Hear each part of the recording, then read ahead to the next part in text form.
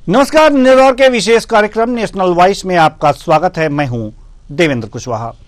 इस कार्यक्रम में हम गंभीर मुद्दों पर करते हैं विद्वानों से चर्चा। आज चर्चा का विषय है उबलता संभल। उत्तर प्रदेश का संभल जिला अशांत है। प्रशासन की मुस्तैदी से यहां तनावपूर्ण शांति बनी हुई है। दरअसल इस अशांति का कारण है जामा मस्जिद की जगह मंदिर होने का विवाद, जो बढ़ते बढ़ते हिंसा का रूप ले लिया है। मस्जिद की जगह मंदिर होने के दावे को लेकर बीते 19 नवंबर को संभल के सिविल कोर्ट में याचिका दायर हुई थी। उसी दिन पहला सर्वे भी कर लिया गया था। फिर 24 नवंबर को सुबह 6:30 बजे टीम मस्जिद में दूसरा सर्वे करने पहुंची। इसी दौरान सर्वे टीम पर पथराव हो गया। देखते ही देखते हिंसा भड़क गई। जगह जगह पत्थरबाजी और आगजनी की घटनाएं हुई। हिंसक घटनाओं में अब तक 4 लोगों की मौत हो चुकी है।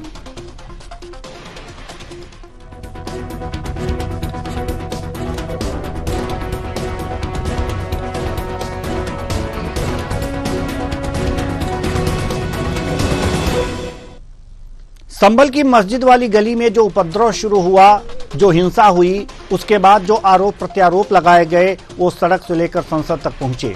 बीजेपी की तरफ से कहा जा रहा है कि जो कुछ हुआ कानून के तहत हुआ, जबकि बीजेपी के विरोधियों की ओर से आरोप लगाए जा रहे हैं कि जानबूझकर मुस्लिम समाज को टारगेट किया जा रहा है। आइए जानते हैं संभल में मस्जिद वाली गली में किसने भीड़ को उकसाया, रातों रात कौन सी साजिश रची गई, आखिर गोली किसने चलाई, क्या है संभल की पूरी सच्चाई।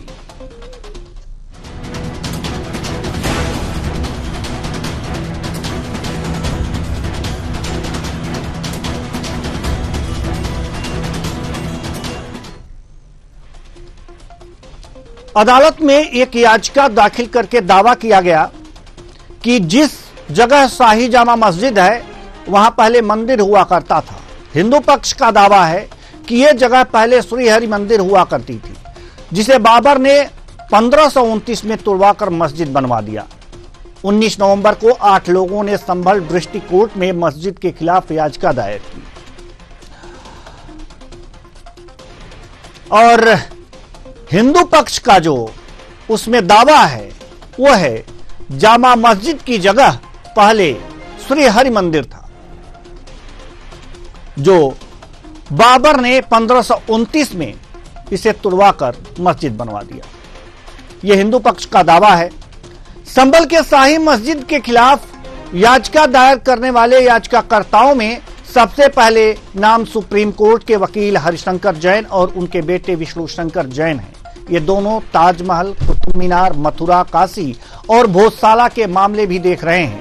बाकी याचिकाकर्ताओं में वकील पार्थ यादव, केला मंदिर के महंत ऋषिराज गिरी, महंत दीननाथ, सामाजिक कार्यकर्ता वेदपाल सिंह, मदन पाल, राकेश कुमार और जीतपाल यादव शामिल हैं।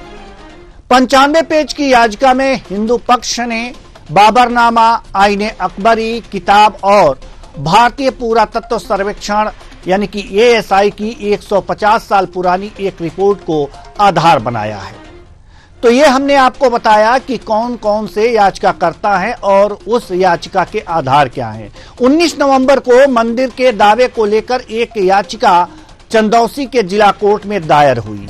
इसमें यूनियन ऑफ इंडिया, संस्कृति मंत्रालय, एएसआई के महानिदेशक, एएसआई मेरठ सर्किल के इंस्पेक्टर, राज्य सरकार और जामा मस्जिद इंतजामिया कमेटी को पार्टी बनाया गया। यानी कि इस याचिका में इन सभी लोगों को पार्टी बनाया गया, जो अब ग्राफिक्स के जरिए देख रहे हैं। स्थानीय अदालत के आदेश पर 19 नवंबर को संभल के शाही जामा मस्जिद का सर्वे किया गया था। इसके बाद से संभल में पिछले कुछ दिनों से तनाव था। रविवार को एक टीम दूसरी बार सर्वे करने पहुंची थी। सर्वे टीम जब पहुंची उस समय नमाज का वक्त नहीं था। मस्जिद के बाहर धीरे धीरे हजारों की भीड़ इकट्ठा हो गई। पुलिस ने लोगों को समझाया तो उसका विरोध शुरू हुआ। जामा मस्जिद से भी इकट्ठी भीड़ से गुजारिश की गई। क्या गुजारिश की गई हम आपको बता रहे हैं कि मुस्लिम भाइयों से गुजारिश है, सर्वे का काम पूरा हो चुका है, सर्वे टीम वापस जा रही है, बहुत खूबसूरती के साथ सर्वे हो गया है, आप किसी तरह से परेशान ना हो, आप अपने अपने घर चले जाइए। मैं आपसे बहुत गुजारिश करता हूं, अल्लाह के वास्ते घर चले जाइए। ये गुजारिश की गई थी। 24 नवंबर को पुलिस ने भीड़ से अपील की, लेकिन भीड़ को न तो अपील सुननी थी न सुनी। भीड़ ने पुलिस पर पथराव किया, आगजनी हुई, हिंसा में 4 लोगों की जान चली गई। पुलिस ने हिंसा से जुड़े मामले में अब तक 7 एफआईआर दर्ज की है। इनमें 6 नाम दर्ज हैं और 2500 से ज्यादा अज्ञात आरोपी हैं। हिंसा के मामले में रविवार से सोमवार शाम तक 25 लोगों की गिरफ्तारी हो चुकी है। कोर्ट ने सभी आरोपियों को जेल भेज दिया है। वहीं हिंसा में मारे गए 4 युवकों को पोस्टमार्टम के बाद देर रात ही सुपुर्दे खाक कर दिया गया। इस मामले की पहली एफआईआर, जो एफआईआर दर्ज हुई है, उसके बारे में भी हम आपको जानकारी दे दें। मामले में पहली एफआईआर दरोगा दीपक राठी ने दर्ज कराई है। इसमें सपा सांसद और विधायक के बेटे का नाम है। इस एफआईआर में 800 अज्ञात आरोपी भी हैं। इन पर भीड़ को उकसाने के लिए भड़काऊ बयान देने का आरोप है। दूसरी एफआईआर दरोगा शाह फैसल ने कराई है। इसमें कहा है कि नखास इलाके में उपद्रवियों ने बाइक में आग लगा दी, गन की मैगजीन छीन ली। इसमें भी कुछ नामजद हैं और बाकी अज्ञात हैं। तीसरी FIR circle officer Anoop Chaudhary ने दर्ज कराई है। इस एफआईआर में 800 अज्ञात नाम है। इन्होंने आरोप लगाया है कि उपद्रवियों ने उनके पैर में गोली मारी। चौथी एफआईआर पुलिसकर्मी जगदीश कुमार ने दर्ज कराई है। इन्होंने मैगजीन और टीयर गैस लूटने का आरोप लगाया है। 5वीं एफआईआर समाजवादी पार्टी के पब्लिक रिलेशन ऑफिसर ने 150 अज्ञात पर एफआईआर दर्ज कराई है। 6वीं एफआईआर एसडीएम रमेश बाबू ने 800 अज्ञात के खिलाफ यह दर्ज कराई है। इन्होंने आरोप लगाया है हमले का। 7वीं एफआईआर पुलिस ने 7 सांसद जियाउर रहमान बग और सदर विधायक नवाब इकबाल महमूद के बेटे सुहेल इकबाल पर हिंसा भड़काने का आरोप दर्ज किया है। तो ये थे एफआईआर जो कि दर्ज किए गए हैं। किनके नाम से एफआईआर दर्ज किए गए हैं ये और किसने दर्ज कराए हैं, इसके डिटेल हमने आपको दिए।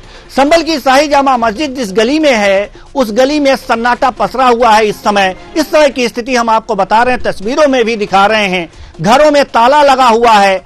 सुपरिटेंडेंट ऑफ पुलिस यानी कि एसपी ने बताया है कि संभल तहसील में इंटरनेट को 1 दिन के लिए बैन बढ़ाया गया है। मंगलवार को भी, मतलब आज, इंटरनेट बंद रहेगा। सोमवार को स्कूल बंद रखे गए थे। इस बीच डीएम राजेंद्र पैसिया ने 1 दिसंबर तक संभल जिले में बाहरी व्यक्तियों के प्रवेश पर पाबंदी लगा दी है। संभल पुलिस ने हिंसा से जुड़े उपद्रवियों के पहली बार फुटेज जारी किए हैं। इलाके में अप्रिय घटना से निपटने के लिए एक्स्ट्रा फोर्स की तैनाती की गई है। पुलिस लगातार फ्लैग मार्च कर रही है। ड्रोन से ली गई तस्वीरों के जरिए पहचान की जा रही है कि उपद्रव में कौन लोग शामिल थे। इस बात की भी जांच की जा रही है कि कहीं उपद्रवी बाहर से तो नहीं बुलाए गए थे। ऐसे में कई सवाल उठ खड़े होते हैं और ये सवाल जो टीवी स्क्रीन पर चल रहे हैं, ये जो सवाल हैं, तो सबसे पहला सवाल जो है, भीड़ पर किसने गोली चलाई। साथ ही साथ सर्वे का काम दोबारा शुरू करने की जरूरत क्या थी जब 19 नवंबर को हो गया था। भीड़ पर किसने गोली चलाई, यह दूसरा सवाल। तीसरा सवाल, पुलिस से चूक कहां हुई, कहां वो नियंत्रण खो बैठी। तो ये सवाल, सर्वे का काम दोबारा शुरू क्यों कराया गया, तो सर्वे का काम क्यों दोबारा शुरू कराया गया, तो इसके पक्ष में ये बातें सामने आ रही हैं कि सर्वे इसलिए कराया गया दोबारा कि 19 को पूरी तरह से वीडियोग्राफी नहीं हो पाई थी और अंधेरा हो रहा था, इसलिए यह सर्वे दोबारा कराना पड़ा। आज इसी मुद्दे पर हम चर्चा करेंगे और चर्चा के लिए जो हमारे साथ मेहमान जुड़े हुए हैं, उनसे आपका परिचय करा दें। आदित्य नारायण उपाध्याय वरिष्ठ पत्रकार हमारे साथ जुड़े हुए हैं। बहुत बहुत स्वागत है आपका हमारे इस कार्यक्रम में। साथ ही साथ दिनेश सिंह जी राजनीतिक विश्लेषक, आपका भी बहुत बहुत स्वागत है हमारे इस कार्यक्रम में। चर्चा की शुरुआत हम करेंगे आदित्य नारायण उपाध्याय से। आदित्य नारायण उपाध्याय जी, सवाल यहां पर यह है कि संभल में जो घटना घटी उसमें जो सवाल उत्पन्न हो रहे हैं कि 19 नवंबर को सर्वे के लिए जब टीम गई और सर्वे करके वापस आई, उसके बाद दूसरे दिन सर्वे की क्या जरूरत पड़ी? उड़ती उड़ती बहुत सी खबरें हैं, हमारे पास भी आई हैं, लेकिन तथ्य क्या है?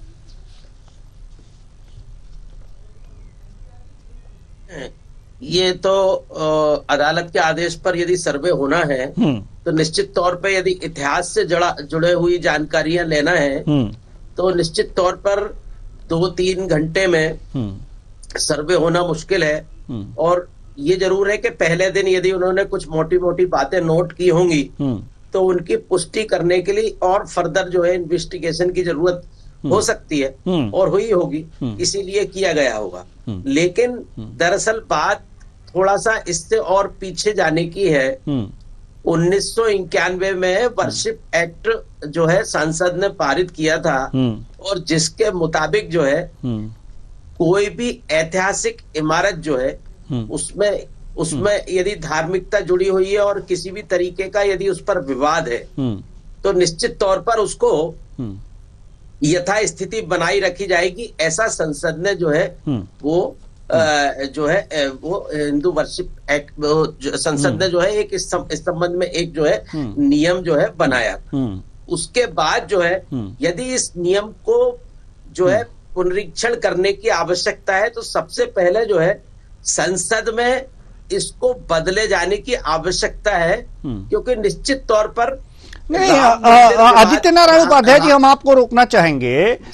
जैसे ये विवाद जब था तो 1991 का ये जो एक्ट है ये इस पर चर्चा हुई थी और सुप्रीम कोर्ट तक ये विवाद गया था कि एक और मामले में, अब याद नहीं आ रहा है वो मामला कौन सा था। देखिए आपकी बात उत्तर प्रदेश के, जी इसके बाद भी जी नहीं काशी में उसके बाद सर्वे हुआ है जी और उसके बाद जो है बहुत सारे अनेक और प्रकरण भी जो है कोर्ट में लंबित है तो उस पर विचार चल रहा है। लेकिन इस सब चीज को एक स्पष्टता होना बहुत जरूरी है।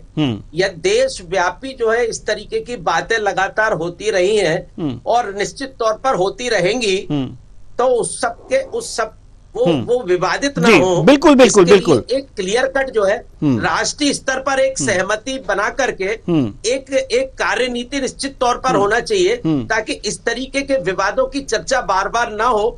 और निश्चित तौर पर कहीं पे भी कोई भी विवादित जो है धार्मिक स्थल यदि है तो उसके बारे में समान रूप से एक जो है कार्यशैली जरूर होना चाहिए, कार्यनीति जरूर होना चाहिए ताकि हर जगह अलग अलग ढंग से उस पर विवाद पैदा ना हो। इसके लिए एक राष्ट्रीय सोच बनने की बहुत जरूरत है। अब देखिए, अभी याद आ गया ज्ञानवापी मामले में, जब ज्ञानवापी मस्जिद का वो सर्वे हो रहा था तो मामला सुप्रीम कोर्ट तक पहुंचा था और उसमें कुछ उपबंध ऐसे थे जिससे सर्वे कराया जा सकता है, वो लूप होल है। तो इसी आधार पर जो न्यायालय है सर्वे करा रहा है। खैर ठीक है, हम आएंगे आपके पास। हमारे साथ एक और विद्वान जुड़ गए हैं, रमेश शर्मा जी, बहुत बहुत स्वागत है आपका हमारे इस कार्यक्रम में। चूंकि संभल पे बात हो रही है, इस समय उबल रहा है संभल इस समय उबल रहा है और तनावपूर्ण शांति बनी हुई है। सवाल यहां पर यह है कि इस घटना में इंटेलिजेंस, यह भी बताया जा रहा है कि फेल्योर हुआ है, एक तरह से मान सकते हैं, क्योंकि जब ये बातें आ रही हैं सामने कि पहले से ही प्री प्लानिंग थी कि इस तरह के कुछ किए जाएंगे किसी पक्ष के द्वारा, तो इस प्लानिंग का अंदाजा नहीं लगा पाया पुलिस ने, इंटेलिजेंस ने पर्याप्त उस तरह से पुलिस वहां नहीं पहुंच पाए। क्या इसे आप मानते हैं कि यह फेल्योर है इस मामले में? देखिए, मुझे जो लग रहा है कि सारे घटनाक्रम में फेलुअर प्रशासन का नहीं है, बल्कि प्रशासन के साथ विश्वासघात मुझे लग रहा है। उसका कारण यह है कि जैसे कि सर्वे के लिए जो टीम जाने वाली थी, एक दिन पहले विधायक को सूचना दे दी गई थी और मस्जिद के इमाम को सूचना दे दी गई थी। अभी जो खबरें आ रही हैं उसमें मस्जिद के इमाम से कलेक्टर की फोन पर बात भी हुई है और उन्होंने कह दिया था कि आप आ जाइए। तो स्वाभाविक रूप से जो मुख्य पार्टी है वो अगर कह दे कि नहीं कोई बात नहीं है, आप स्वाभाविक रूप से आ जाइए, तो उस आधार पर ये टीम गई। वो फिर लेकिन उन लोगों ने योजना पूर्वक, जो कि अभी अपन ने टीवी में देख रहे हैं जिस तरीके से पत्थर हैं, इसका मतलब योजना पूर्वक उन्होंने न केवल पत्थरों का जमाव किया था, वहां पर एक हथियार तो इतना विशिष्ट जब्त हुआ है जो पड़ा हुआ मिला है, जो दोनों तरफ से धारदार है। इसका अर्थ है कि इसकी तैयारी बहुत पहले से उन्होंने कर ली थी कि किस तरीके से इस टीम पर हमला करना। और मोटे तौर पर मुझे एक और बात लगती है, जो चारों लोग मारे गए हैं वो चारों लोग पुलिस की गोली से नहीं मारे गए हैं, वो भीड़ की गोली से मारे गए हैं। आमतौर पर अगर देखा जाता है तो इन सारे घटनाओं पर एक आत्मघाती दस्ते काम करते हैं जो अपना प्राण दे करके भी अपने काज को जाते हैं। तो मुझे जो लग रहा है कि कहीं ना कहीं प्रशासन को और पुलिस को बदनाम करने के लिए वो उन्होंने अपना बिल्कुल बलिदान दिया। आत्मघाती वो दस्ते थे, जिहादी दस्ते रहे होंगे, तो वो कौन लोग थे। इसके अलावा कहीं ना कहीं ये बहुत योजना पूर्वक षड्यंत्र है। मुझे एक बात ये बताइए कि जब यहाँ पर मुगल आए, जब यहाँ पर खिलजी आए, भारत आधी जमीन खाली पड़ी हुई थी, तो उन्होंने आकर तो मस्जिद मंदिरों को तोड़ करके मस्जिद क्यों बनाई? खाली जमीन पर बना लेते। करीब 2600 ऐसे स्थान हैं जहां मंदिरों को तोड़ करके, जानबूझ करके तोड़ करके उन्होंने मस्जिदें बनाई हैं। भोपाल में ऐसी मस्जिदें बनाई हैं, उन मंदिरों को तोड़ करके बनाई हैं। तो उनका उद्देश्य खाली जमीन पर बनाना नहीं था। अगर उस आधार पर ठीक है कि न्याय में देर हो रहा है, अगर कुछ लोग उसको मांग कर रहे हैं, जैसे अयोध्या में ऐसा नहीं किया उन्होंने कि मस्जिद को हटा करके मंदिर बन गया, उनको 5 एकड़ अलग से जमीन कहीं दे दी है। तो कुल मिलाकर के अगर बलपूर्वक धार्मिक स्थलों को तोड़ करके उसका रूपांतरण हुआ है और अगर स्थानीय लोग चाहते हैं तो इसमें आपत्ति नहीं होना चाहिए। तो फिर जिस तरीके से और बात अब आ रही है, योजना पूर्वक कुछ लोग अपने राजनीतिक फायदे के लिए, राजनीति और राजनीति, राजनीतिक हित, राजहित और राष्ट्र हित अलग अलग होना चाहिए, योजना पूर्वक पुलिस पर अब ये मुकदमे दायर कर रहे हैं कि उनसे किसी ने हथियार छीन लिए थे, किसी ने ये कर लिया था। दूसरी भीड़ तो वहां पर थी ही नहीं, भीड़ तो एक ही किस्म की, एक ही रंग की भीड़ थी, एक ही, तो दूसरा कैसे छीन लेगा? तो कुल मिलाकर के अब ये देश में अचानक ये तनाव पैदा करने की कोशिश की जा रही है। मैं समझता हूं ये पिछले कुछ दिनों से बांग्लादेश के घटनाक्रम के बाद अगर आप देखेंगे, भारत में इस तरह के अशांति पैदा करने के तत्व जो हैं वो बहुत ज्यादा हैं। मैं तो प्रशासन से आग्रह करूंगा कि संभल में जो लोग भी हिंसक हैं, जिन्होंने भी ये हिंसा की है, उन पर सख्त कार्रवाई होनी चाहिए। जी बिल्कुल सख्त कार्रवाई होनी ही चाहिए। हम भी आपकी बातों से सहमत हैं। हम रुक करेंगे दिनेश सिंह जी की तरफ। दिनेश सिंह जी,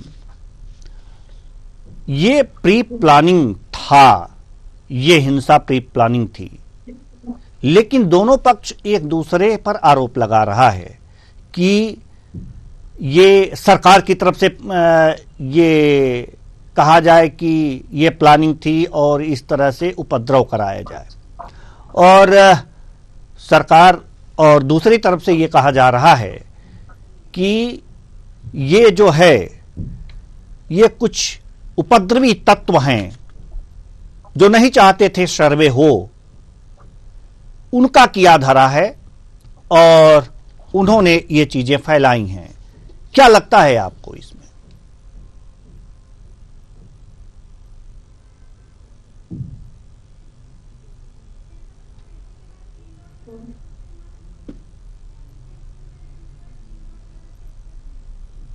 जी दिनेश सिंह जी, आपकी आवाज हम तक नहीं पहुंच पा रही है।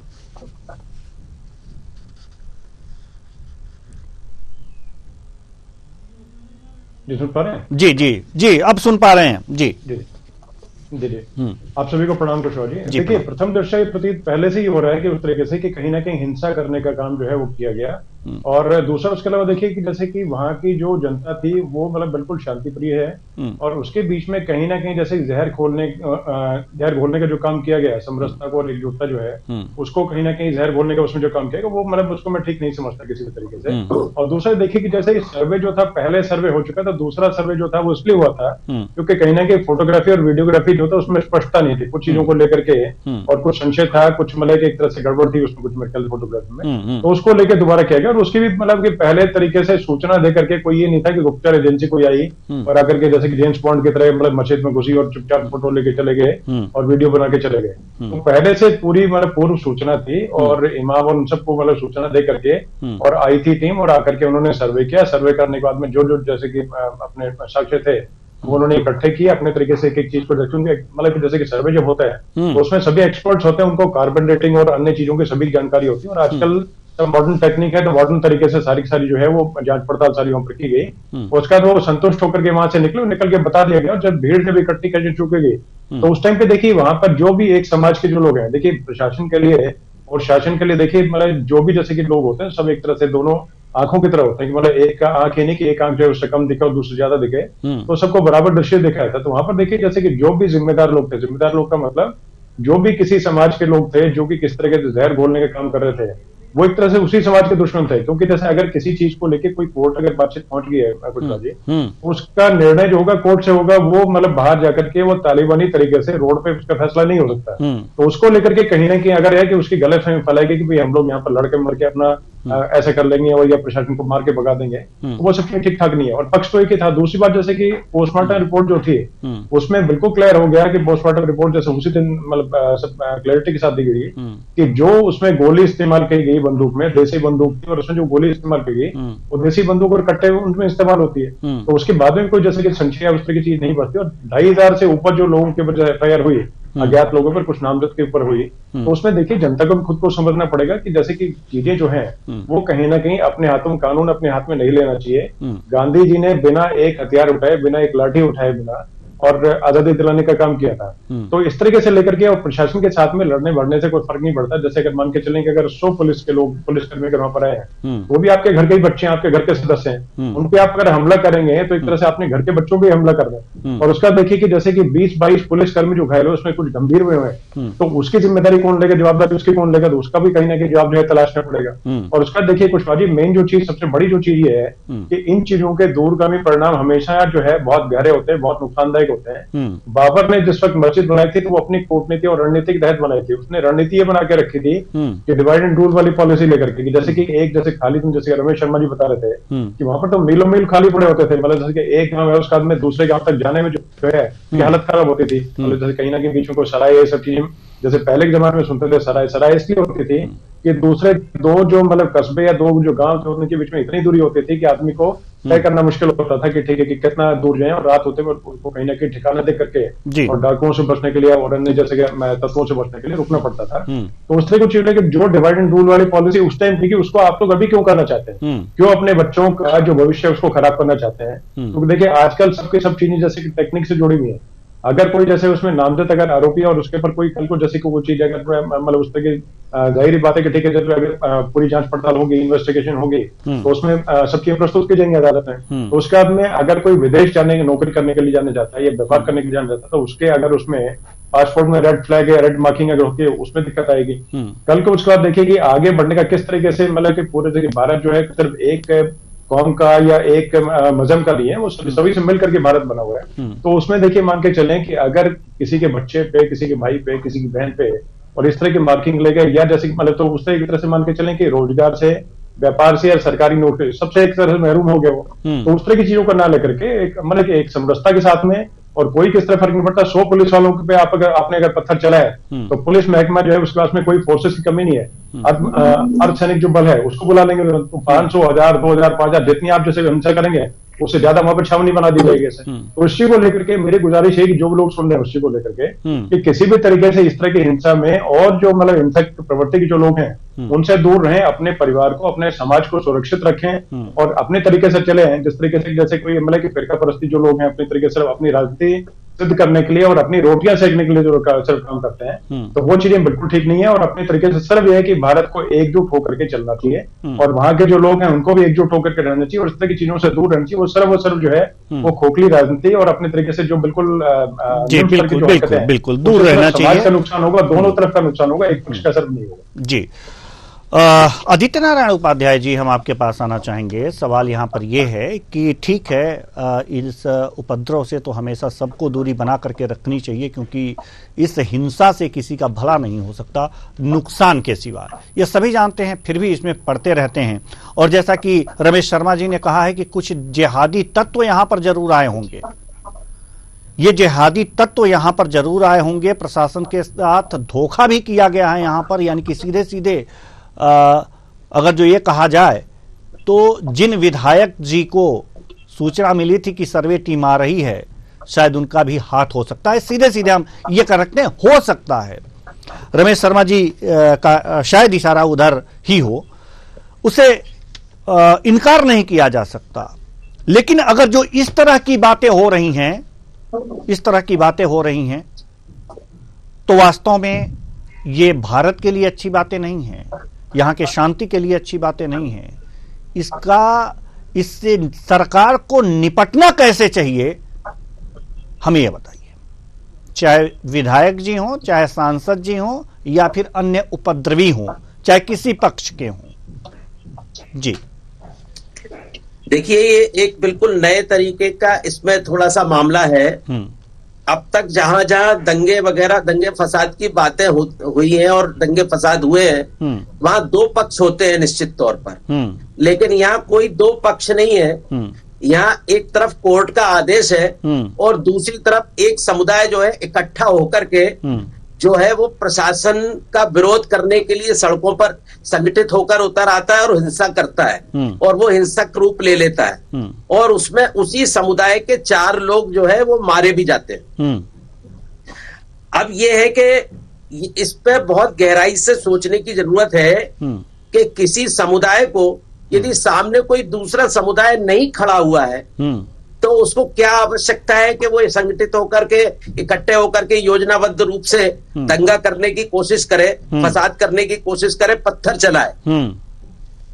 एक बात बहुत गौर करने लायक है कि 19 नवंबर को एक याचिका कोर्ट में दायर होती है और जिस दिन याचिका दायर होती है उसी दिन जो है अपराह्न में उस पर जो है सर्वे का आदेश हो जाता है और उसी दिन शाम को सर्वे करने वो टीम भी गठित हो जाती है और सर्वे करने वो टीम जो है पहुंच भी जाती है, वो जो है पर्टिकुलर स्तर पर पहुंच भी जाती है और सर्वे का काम भी कर लेती है। इतनी जो है चुस्ती कोर्ट की वो हैरान करने वाली है। वो इतनी जो है, जो आम लोग जो है, जो न्यायालय का बरसों चक्कर लगा रहे हैं और पीढ़ियों से जो है लोग जो है किसी केस को लड़ रहे हैं, पिता ने लड़ा फिर भी फैसला नहीं हुआ, फिर उसके पुत्र ने लड़ा और जो है मामले अभी भी लंबित हैं। और एक मामला ऐसा क्या है जिस मामले में उसी दिन याचिका दायर होती है और उसी दिन आदेश होते हैं और आदेश होने के बाद प्रशासन को इतना समय है कि वो उसी दिन सर्वे भी कर लेती है। आप इस चीज को सोचें कि निश्चित तौर पर हिंसा गलत है और किसी को भी हिंसा करने का और खासतौर पर प्रशासन से टकराने का किसी को अधिकार नहीं है। लेकिन प्रशासन का जो कार्यशैली है वो कार्यशैली इस तरीके की होना चाहिए कि आम लोगों को लगे कि ये हमारा प्रशासन है, हमारी सरकार है, हमारा देश है। तो ये भी एक पहलू है इसमें इम्पोर्टेंट। निश्चित तौर पर हिंसा की आलोचना की जाएगी और हिंसा की है तो उनमें से 4 लोग मारे भी गए हैं। ये जो है ये निश्चित तौर पर देश के लिए अच्छा नहीं है। कहीं पर भी हिंसा हो और हिंसा ऐसी हो जिसमें कोई सामने वाली कोई दूसरी विरोधी पार्टी ना हो। हाँ, खुद ही हिंसा कर रहे हैं, खुद ही मारे जा रहे हैं। बिल्कुल। और देश ये एक तरह से राज विरोधी जो एक्ट हुआ है, जिस तरीके से संगठित होकर लोग निकले हैं, वो राज विरोधी गतिविधि के तौर पर देखी जा सकती है और है। जी, ये दंगा नहीं है। जिस तरीके के दंगे समाजों के बीच में हुए हैं पहले, ये उस तरीके का दंगा नहीं है। ये राजद्रोह कहा जा सकता है। पीछे की कहानी पर भी बहुत गौर किया जाएगा। ये निश्चित तौर पर यदि हमारा समाज और हमारे देश में कोई संविधान है और निश्चित तौर पर जो है अदालत की जो कार्रवाइयां हैं, जो अदालत की काम करने की शैली है, उसकी इतनी त्वरित कार्रवाई पर भी विचार होगा। जी, समाज को, ये सभी समाजों को लगना चाहिए कि कोर्ट जो है, जो अदालतें हैं, वो सबके लिए हर मामले में एक जैसा व्यवहार करती हैं और प्रशासन अदालतों के आदेश को पालन करने में भी एक जैसा व्यवहार करता है। जी। यदि ऐसा नहीं करेगा तो निश्चित तौर पर समाज को प्रशासन अपना विरोधी नजर आने लगेगा भाई। जी। घटना के पीछे के तथ्यों को गौर से देखने की जरूरत है और पत्रकार होने के नाते उन सब तथ्यों को लोगों के सामने तक ला करके प्रशासन तक पहुंचाने का, सरकार तक पहुंचाने का हमारा भी कर्तव्य बनता है। जी बिल्कुल जी। रमेश शर्मा जी, हम आपके पास आना चाहेंगे। सवाल यहां पर यह है कि आदित्य नारायण उपाध्याय जी ने एक बात कही और उस एक बात में दो बातें निकल करके आई कि एक तो जो उपद्रवी हैं वो एक तरह से सीधे प्रशासन से टक्कर ले रहे हैं, और दूसरी जो बात सामने इन्होंने कही कि इतनी त्वरित कार्य, उसी दिन याचिका दाखिल होना और उसी दिन टीम गठित हो जाना, सर्वे टीम गठित हो जाना और उसका सर्वे करने भी पहुंच जाना, ये तो बहुत तेज कार्रवाई हुई है भारत में। तो इसके पीछे भी कुछ रहस्य दिख रहा है आदित्य नारायण उपाध्याय जी को। आपको क्या लगता है इतनी तेज कार्रवाई के पीछे? देखिए, मोटे तौर पर यहाँ दो तरह की बातें आई हैं। एक तो जो भीड़ इकट्ठी हुई है अहिंसा के लिए, उस मोहल्ले में जो दूसरे समाज के लोग रहते थे, इस भीड़ ने उन घरों को घेरा है, पुलिस पर पथराव किया है। इसके अलावा उन परिवारों की जो बाहर गाड़ियां खड़ी हुई थी, उन सब में एक तरह से आग लगाई है। अगर आपने मीडिया की रिपोर्ट में देखा होगा तो उन परिवारों को कि महिलाओं को पुलिस ने किस तरीके से निकाला है, और जब पुलिस एक घर में से महिलाओं को निकाल करके सुरक्षित ले जा रही थी तो उस भीड़, उनके ऊपर, पुलिस के ऊपर पत्थर फेंके गए। तो मुझे जो लग रहा है कि इस भीड़ का उद्देश्य दो होंगे। एक तो कहीं ना कहीं वो सारी की सारी रिपोर्ट छीनना। यहाँ पर भीड़ ने, वो जो वकील हैं, जो मस्जिद कमेटी के वकील हैं, भीड़ ने उन पर भी हमला किया है। तो भीड़ बिल्कुल तालिबान तरीके से वो सारे कागज छीनना चाहती थी पुलिस प्रशासन से, और दूसरा उस मोहल्ले में दूसरे समाज के जो घर थे उनको खाली कराना चाहती थी, ताकि ये क्लेम खत्म हो जाए कि ये हमारा मंदिर था और वो मस्जिद रह जाए। ये उसका एक उद्देश्य रहा होगा। दूसरा, सर्वे अचानक नहीं हुआ है, ये मुकदमा कई सालों से चल रहा है, और कई सालों से चलने के अलावा क्योंकि 19 तारीख को सर्वे पूरा नहीं हुआ था, तो पुनः सर्वे की एक उसमें एप्लीकेशन दायर थी जिसपे आदेश हुआ था। इसके अलावा अदालतों में आजकल उनका कार्यशैली बदली है। आपको अगर याद हो देवेंद्र जी, तो अफजल की फांसी पर आधी रात को अदालत ने, सुप्रीम कोर्ट ने सुनवाई कर ली थी। आधी रात को, कल्पना कर सकते हैं, 11:30 बजे रात को दस्तक हुई और जज साहब तुरंत तैयार होकर के आ गए थे। तो कुल मिलाकर के कई वक्त न्याय के लिए हमारी जो माननीय अदालतें हैं, तो अफजल गुरु की फांसी पर आधी रात को बैठ सकती हैं। अभी कुछ दिन पहले ही, अभी कुछ मेरे ख्याल से 1-8 महीने पहले जो बहराइच में हिंसा हुई थी, वो बहराइच में जिस व्यक्ति को मारा गया था, उसके नाखून उखाड़ करके उसको क्रूरता के साथ मारा गया था, उसमें जो अपराधी था, मुख्य अपराधी था, उसको पकड़ने के लिए जब पुलिस दौड़ रही थी, तो छुट्टी के दिन, आप देख लीजिए, लखनऊ छुट्टी के दिन कोर्ट खुला है, छुट्टी वाले दिन, और कोर्ट ने आदेश दिया है, और छुट्टी वाले ही दिन वो आदेश जो है वो कलेक्टर के पास चला गया था। तो अदालतें कई बार वो जल्दबाजी भी करती हैं। तो अफजल गुरु के लिए अदालत जल्दबाजी कर सकती है, बहराइच के हिंसकों के लिए जल्दबाजी कर सकती है। अगर बाय द वे मंदिर के सर्वे के लिए कर ली थी, इसमें मैं समझता हूं, इसमें तो हमको अदालतों की तारीफ की जाना चाहिए, प्रशंसा की जाना चाहिए। और ये भीड़ योजना पूर्वक, ये पहली भीड़ नहीं है। आप कल्पना कर सकते हैं, आप देख लीजिए पिछले 6 महीनों से भारत के, पूरे भारत का, जिस तरीके से कावड़ यात्रा पर हमले हुए हैं, जिस तरीके से गणेश विसर्जन तक पर हमले हुए हैं, दुर्गा उत्सवों पर हमले हुए हैं, और 100 से अधिक घटनाएं ऐसी हो चुकी हैं जहां रेल की पटरी को उखाड़ने की कोशिश हुई है, और करीब इतनी ही हवाई जहाज उड़ाने की चेतावनी आई है। तो मैं समझता हूं इस पर बहुत ज्यादा गंभीरता से देखने की जरूरत है। और ये हिंसा जो संभल में हुई है, इस हिंसा को दोहराया भी जा सकता है। मान करके चलिए ये हिंसा अंतिम नहीं है। मुझे आने वाला भविष्य अगर आप देखेंगे, 1921 में 100 साल से ऊपर हो गए। 1921 में जो मालाबार में हिंसा हुई थी, उस मालाबार के हिंसा के बाद अगले 10 वर्षों तक 1921 से 1931 तक आप देख लीजिए भारत का इतिहास, लगभग 1000 स्थानों पर हिंसा हुई है। तो मैं समझता हूं वो जो घटनाक्रम थे, हमको इतिहास से सबक लेने की आवश्यकता है और हिंसकों के विरुद्ध पूरे देश को जागरूक होने की आवश्यकता है, और ताकि देश सुरक्षित रह सके, समाज सुरक्षित रह सके। इस तरह की हिंसा से न केवल समाज असुरक्षित होगा बल्कि देश की प्रगति भी रुकेगी। सारी अंतर्राष्ट्रीय शक्तियां भारत में अशांति पैदा करके उसकी प्रगति को रोकना चाहती हैं। संभल की हिंसा उससे मैं अलग नहीं देखता हूं। इसमें पूरे देश को जागरूकता की आवश्यकता है। जी, पूरे देश की जागरूकता की आवश्यकता है। और जिन जिन घटनाओं का आपने जिक्र किया, वास्तव में ये लोगों की आंख खोलने के लिए काफी है कि आखिर हो क्या रहा है और आप लोग कर क्या रहे हैं इस देश में, अपनी प्रगति को रोक रहे हैं, अपने आगे बढ़ते हुए कदम को पीछे खींच रहे हैं। दिनेश सिंह जी, हम आपके पास आना चाहेंगे। सवाल वही है कि आखिर बाहरी शक्तियां क्या इन सब जो घटनाएं रमेश शर्मा जी ने कही हैं, जो बताई हैं, उसके लिए क्या बाहरी शक्तियां यहां पर प्रभावी हो रही हैं? अगर प्रभावी हो रही हैं तो प्रशासन क्या कर रहा है, या राजनीतिक जहर घोला गया है और उसका परिणाम है ये? आप क्या मानते हैं इसे?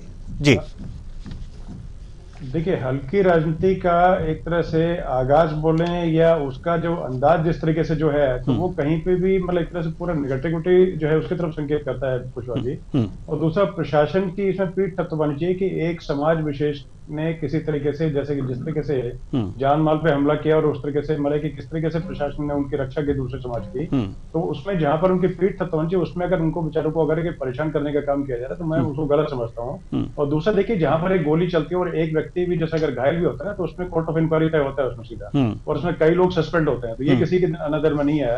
तो अपने तरीके से जान हथेली पे लेकर के, जैसे जहां पर पुलिस में अपना काम करते हैं, तो उसमें कमियां सिर्फ ढूंढने का काम किया जाए वो उचित नहीं है। और दूसरा, देखिए, जो बाबर ने बीज बोए थे नफरत के, वो अभी तक चलते आ रहे हैं, और उनसे दूर हटने का काम जब तक नहीं करेंगे तब तक समाज में किस तरीके से मतलब आगे बढ़ने का काम होगा और कैसे भारत जो है दोबारा विश्व गुरु बनने की राह में चलेगा, ये समझ से बाहर है, समझ से परे है। तो लोगों को देखिए समझना पड़ेगा, दोनों ही समाज के लोगों को मतलब समझना पड़ेगा कि किस तरीके से आगे चलना है। और जैसे मान के चलें कि एक समाज है उसकी तरफ से तो कोई आया नहीं ऐसे, और दूसरे समाज की तरफ से, एक समुदाय विशेष की तरफ से, और उन्हीं के चीजें मतलब जैसे कि सब कि जो करते भी वही है और उनके नुकसान भी उन्हीं का होता है। और प्रशासन की तरफ से कोई गोलीबारी वगैरह इस तरह की चीजों को कुछ ना तो एविडेंस मिला, ना कुछ साक्ष्य मिला, ना कुछ उस तरह की चीजें ऐसे, क्योंकि जैसे कि मतलब कि प्रशासन जैसे उसके हाथ में पहले से जब हथियार है, मतलब कि स्वचालित जैसे राइफल हो गई या उस तरह की चीज जो है वो ऑलरेडी इनका सोल्ड है, तो क्यों कट्टे का इस्तेमाल करेंगे ऐसे? ये समझने वाली बातचीत है। तो देखिए, आगे इंक्वायरी जो भी उसमें सब चीजें तय हो जाएंगी, लेकिन किसी चीज की आड़ लेकर के सिर्फ है कि नफरत फैलाने के काम अगर कोई हल्की राजनीति करके करता है तो कहीं ना कहीं देखिए परिणाम जो है उनको भी उसके भुगतने पड़ेंगे। उस चीज से अगर दूरी बना ले तो उतना बेहतर है, और जनता जितनी जल्दी उसको समझेगी उतना अच्छा रहेगा। और कहीं ना कहीं इसके परिणाम देखिए गंभीर से गंभीरतम अगर ना हो तो वही चीज अच्छी रहेगी सारे समाज के लिए। दूसरा, देखिए, बाबर के समय की जो चीज थी तो उसका देखिए कोर्ट में चीज चली गई, कोर्ट में जाने के बाद जब वो साक्ष्य इकट्ठे करके जा रहे हैं और जाते टाइम जैसे रमेश शर्मा जी ने बोला और दूसरे वरिष्ठ सज्जन ने उन्होंने बताया कि अपने तरीके से जो चीजें जो है तालिबानी बोले हैं, किससे कुछ बोले हैं, और अन्य चीजों को लेकर के जैसे अगर कोर्ट चले तो कोर्ट जल्दी खुल जाए तब तो बात अलग है। अफजल के लिए कोर्ट जल्दी खुल जाए, अगर खुल जाए और मिडनाइट अगर जैसे सुनवाई अगर हो जाए तब तो ठीक ठाक है। और अगर किसी और चीज को लेकर के पहले से ऑटोमेटिक वो सब चीजें चलती हैं, जैसे कि जब सुनवाई जैसे बातचीत जहां तक हो रही है कुछ बात, तो जो कोर्ट की प्रक्रिया मैंने देखी तो उसमें देखिए कोई जैसे इस तरह की चीजें, तो बहुत सारी चीजें ऐसी होती हैं जो आजकल मतलब टेक्नोलॉजी से और कंप्यूटर के माध्यम से होती है। जैसे रिपोर्ट जैसे जब दाखिल हुई, जैसे शाम को होता है कि रिपोर्ट प्रिपेयर कर रहे हो या किसी चीज के बारे में कोई जानकारी जो है वो कंप्यूटर में फीड की गई, और फीड करने के बाद में जैसे उसके बाद में अपने आप ऑटोमेटिक मतलब जैसे कि ऑटो जनरेटेड चीजें होती हैं, तो उसमें उसका जैसे कि कोई भी किसी तरह का आदेश हो गया और कुछ हो गया तो कुछ चीज जरूरत पड़ती है तो वैसे भी होते हैं। या फिर जैसे कि जज साहब के पास कोई चीज गई, उन्होंने अपने घर पे साइन कर दिया कि ठीक है भैया ऐसे कि कल जैसे मॉर्निंग कर दे। और उसमें देखिए मस्जिद में सर्वे के लिए ये भी देखने की जरूरत थी कि किस वक्त जैसे मस्जिद 5 वक्त मस्जिद का जैसे कि उसका नमाज का समय होता है, तो ये भी देखा प्रशासन ने, इस चीज का भी ध्यान रखा कि उस वक्त नमाज का समय ना हो, जिससे कि किसी तरीके से एक भी वर्ष पर जो है, एक भी जैसे मतलब जो नमाजी जो है उसका नुकसान ना हो, उसका समय का हर्जा ना हो, तो उसी को देख के किया। तो उसमें तो काबिल तारीफ काम किया। उसके साथ में अगर उनके साथ में इस तरह की व्यवहार करना तो एक तरह से बिल्कुल निंदनीय है, और इस तरह की चीजों को लेकर के समाज में हमेशा जहर घोलने का ही काम होगा। तो वहाँ के जो लोकल प्रतिनिधि हैं उनको देखना पड़ेगा, और जनता भी जो है वो उस तरीके से आगे सबक सिखाने का काम कहीं ना कहीं इसी को जरूर करेगी लेकर के। और देखिए दोनों, जैसे कि मैंने बताया कि दोनों समुदाय, मेन जैसे समुदाय इस टाइम बातचीत हिंदू मुस्लिम की हो रही है, तो एक समुदाय के साथ नुकसान हो रहा है। तो पहले तो हमने ये चीज देखी कि एक समाज के साथ में कुछ होता, दूसरा समाज साथ में कंधे से कंधा मिला खड़ा होता था। अब लेकिन किस तरह की आबो हवा मतलब ऐसी बनाई जा रही है, किस तरह की सिचुएशन क्रिएट की जा रही है, जिसमें कि एक समाज जो है दूसरे समाज के साथ में, तो उसमें मुझे नहीं लगता कि 100 के 100 है व्यक्ति, अगर एक जगह 100 के दोनों व्यक्ति मतलब दोनों समाज के व्यक्ति रह रहे हैं, तो मैं पूरी तरीके से बिल्कुल इसी को नकारने को बिल्कुल 100% इसमें श्योर हूँ कि उसमें किसी भी तरीके से नहीं हो सकता है कि 100 के 100 व्यक्ति जो है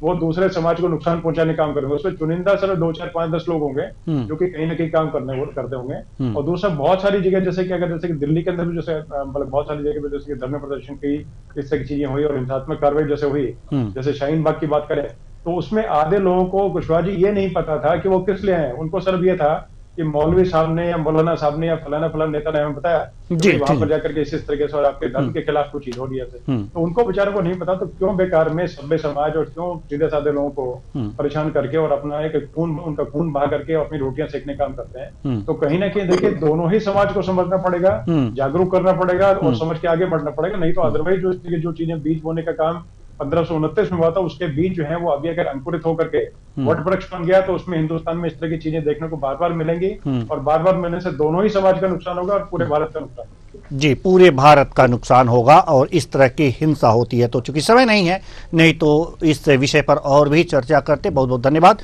तीनों मेहमानों का, आप आए और अपने अपने विचार साझा किए।